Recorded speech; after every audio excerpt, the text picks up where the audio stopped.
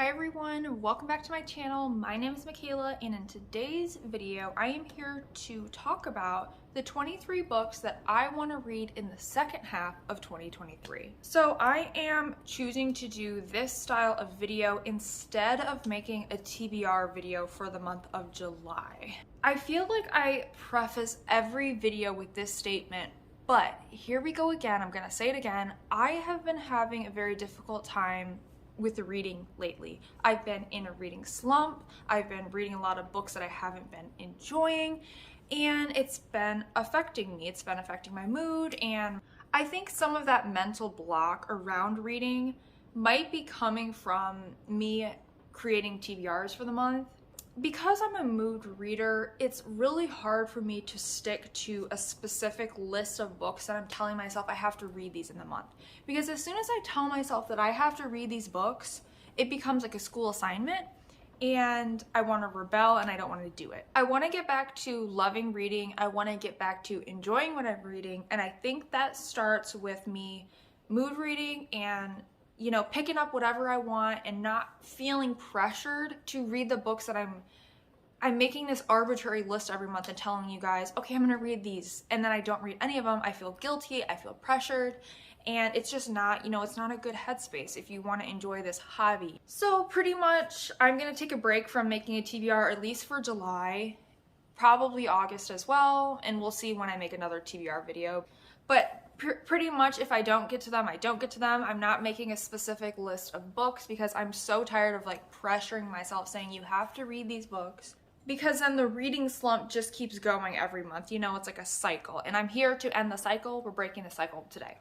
So let's get into these 23 books. But before we do that, I also want to say that I'm not going to be giving a synopsis for all of these, because I don't know the synopsis for all of them and I'm not looking into it. I like to go into books blind, so you're gonna get some random thoughts, and we're gonna try to speed through these as quick as possible. Book number 1, They Never Learn by Lane Fargo. I did start this book in January, and I put it down, put it back on my shelf, and never picked it up again. So we're gonna finish that this year without a doubt. That's why it's number 1 on my list, because I'm gonna read that book this year.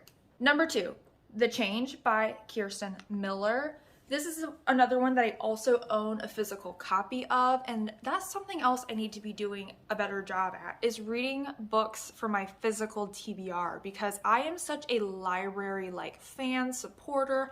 I love the local library, and everything I read pretty much is a library book, and that's great. Yes, let's support our local libraries. However, I do have unread books behind me that I should be starting with. So The Change is going to be read this year. I'm making the promise to myself right now. Number 3, Mary by Nat Cassidy. This is one, I remember when everybody was talking about this last year and it sounded so good. However, I am a major audiobook reader, and it's very difficult for me to read books when I do not also have the audio. I have become very reliant on audiobooks. And for the longest time, my library did not have a copy of Mary. They only had the ebook version, and this is also a long book. It's almost 500 pages, and there was no way I was going to read that physically. So I actually just submitted a request to have my library purchase a copy of Mary on audio. I actually did that 2 months ago, and they just recently bought it. And that is a tip I want to give you guys if you also read a lot from your libraries, and sometimes you're looking for things that your libraries don't have. I want to give you guys this tip that oftentimes you can request your library to purchase materials, whether it be audiobooks, ebooks, or physical copies. So yeah, if you guys are ever searching your library pages and you're ugh, they don't have this, I want to read it, but I don't want to buy it, search your library, not the Libby app, okay? Look into your library's homepage, your local library systems. They should have a web page, and there may be an option where you can suggest for purchase materials, and I use it very freely, and they don't always buy what I recommend, but it's so helpful when they do. So I am really excited to start Mary, and this is one that I'm definitely going to be reading in July. Number 4 on my list is 𝚆𝙃 by Joanne Like Home, and I believe this is also a translated work. This is one though, however, that I do not have an audio copy. I only have an ebook version of this. So will it get read? We will see. I want to read it because listen to this one sentence synopsis of this book. A modern Gothic story of 9 young women sent to work at a remote alpine hotel and what happens when one of them goes missing. So it sounds like it's going to be a quick, easy, fun horror mystery thriller. I like that setting of a hotel, and I love Gothic mysteries. So especially also that cover pops. Yeah, so I really want to read that, and maybe, like I said, for Mary, I could suggest for purchase the audio version of this book to my library, because I know I will have a better chance of reading it in audio format. Number 5 on my list is 𝚆𝙾𝙽𝙃𝙷 by 𝚲𝙾𝙽𝙃𝙷. This is an author that I have been wanting to read for years. I want to especially support women who write horror. And 𝚲𝙾𝙽𝙃𝙷 has quite a few published horror books at this point, and I haven't read any of them. 𝚆𝙾𝙽𝙃𝙷 is the one of all her published books that I am the most interested in. I know that this book, 𝚆𝙾𝙽𝙃𝙷, follows the Donner Party, which is based on a true story where like this group of settlers went missing. Nobody knows what happened to them. And this is kind of a reimagining of that true story. And I know it's also like a wintry themed, despite this cover not really looking snowy and wintry, I know there is at least like a snowy, cold element to it. So I am really excited. I love those like isolated vibes. Number 6 on my list is She Started It by Sean Gilbert. And this one is a new release. This one was just published. And I don't know much about it other than I believe it's a good for her story, and it's a thriller, and that's right up my alley, so we're gonna give that one a try. Number 7 on my list is Yellowface by R.F. Kuang. This one I'm not gonna harp on because everybody's reading this right now. You guys already know what this one's about. I've not read an R.F. Kuang book yet, and this is gonna be my first, so I'm really excited. I hope I love it, and it makes me wanna read all the rest of her backlist. Number 8 is Look Closer by David Ellis. Now, this one I haven't heard a ton about. I haven't seen a ton of people like talking about this one, reviewing this one, but I did see Elizabeth from Reading Riley, who is a channel I absolutely love and adore. She recently uploaded a video where she talked about the most surprising or like thrilling plot twist, and this book actually made her list of like the best plot twist. And especially being a book that I have not really heard of, like that was the first time I had heard about this book was in Elizabeth's video. And the fact that she like vouched for it to have this amazing plot twist, and it's a book that I haven't heard of, made me so interested in it. Because when books have amazing plot twists, I feel like they blow up, and the fact that this hasn't blown up yet, I want to know, like, what is this twist? It's going to be an underrated 5-star, which I love, so I hope I enjoy that one. Number 9 on my list is Murder Your Employer, The McMaster's Guide to Homicide by Rupert Holmes. Now, this one's just a bit of fun, you guys. I have been craving, like, lighter, cozy mysteries, because the last few months, I think also why I've been getting in a reading slump is because I've been reading a lot of very dark fiction, and it's been getting me in like a dark, depressed mood and not wanting to pick anything up. So I've been craving like cozy mysteries, and this to me is like a cozy mystery. So I am definitely gonna read that. Probably in July. I do have the audio of this one currently checked out, and I hope I will enjoy it. Number 10 on my list is Our Share of Night by Marina Enriquez. This is one that I'm very nervous to read. I know this book is like 600 plus pages long. It's also a translated work, so it's probably going to be very dense, but I am excited for it. It's one I've heard very good things about. This is one that like I'm not committing. This is like why I wanted to make this video, because I'm not committing to reading this in July, but I hope to get to it at some point in the next 6 months.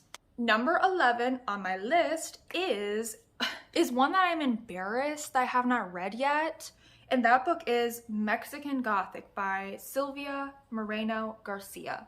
Again, this is one that everybody knows what this one's about. I don't need to go into it. Everybody's probably already read this, and I need to read it. Okay, I need to form my own opinion on it. I think I'm gonna enjoy it. I've heard great things, but we will see.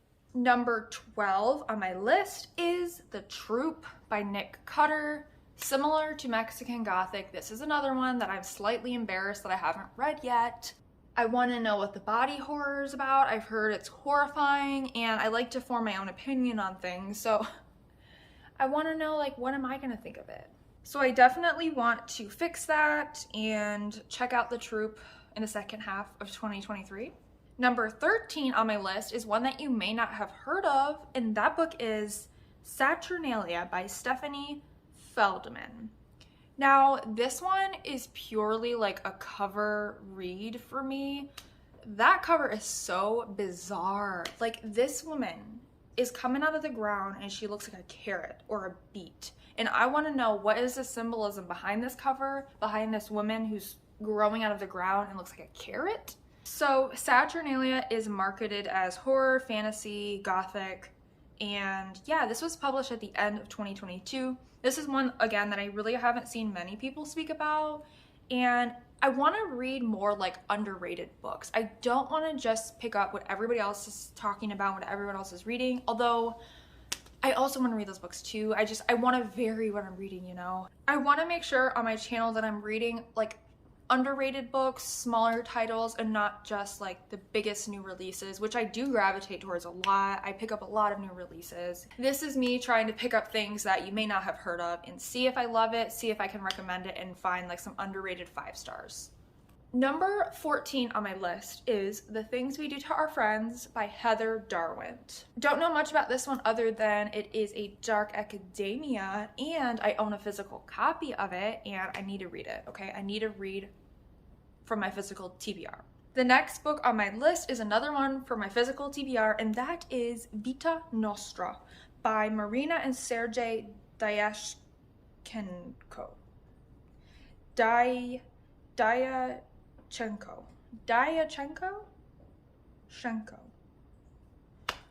Marina and Sergei 𝚲𝚃𝚃.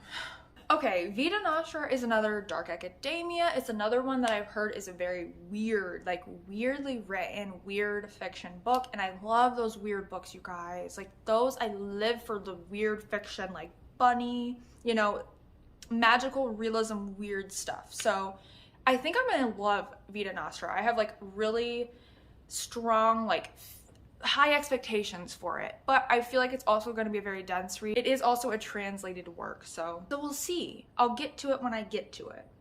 Number 16 on my list is The Dark Descent of Elizabeth Frankenstein by Kiersten White. So this one is a YA, and it kind of goes with the next book on my list. I want to read this in October when I hopefully finally read Frankenstein. So the next one on my list is The Mary Shelley Club by Goldie Moldavsky. This is also a YA, and it's, you know, it's gonna have, I want to read this in a vlog with Frankenstein, with the 2 books I'm talking about right now. The Dark Descent of Elizabeth Frankenstein and The Mary Shelley Club. I think it's fun when you can read like themed books together, you know? So let's do that. Let's do that in a vlog. Let's do it for October, and let's get hyped to read Frankenstein in 2023, finally. Number 18 on my list is Good Rich People by Eliza Jane Brazier.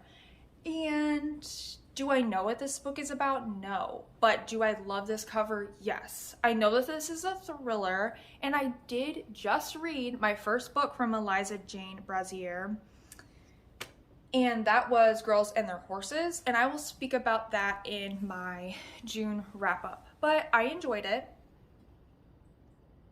a bit, and this one intrigues me. Okay, I think this is going to be like Eat the Rich story, and you guys, I am collecting a list right now of Eat the Rich thrillers that I can eventually form into a list to make a video about, you know, because I love those types of stories. I love revenge stories. I love Eat the Rich stories, like an underdog rising up and taking them down, you know. So I think this is going to give me that, and I'm really excited for the social commentary. I think this is going to be a thriller that I genuinely enjoy, and I need to find more thrillers that I genuinely enjoy and can recommend to you guys, because while I adore thrillers, I do, and I don't know why, because I always rate them so low. I want to like be able to form a list of thrillers that I would genuinely recommend. And could I make that list at this point? I don't think so. Despite all the thrillers, I don't think I can make like a really good comprehensive list. And that's sad, and we're gonna rectify that this year. Number 19 on my list is The Luminous Dead by Caitlin Starling. This is one, you guys, this is one that I keep wanting to read, and it does not get added to my monthly TBRs because new releases keep taking precedent.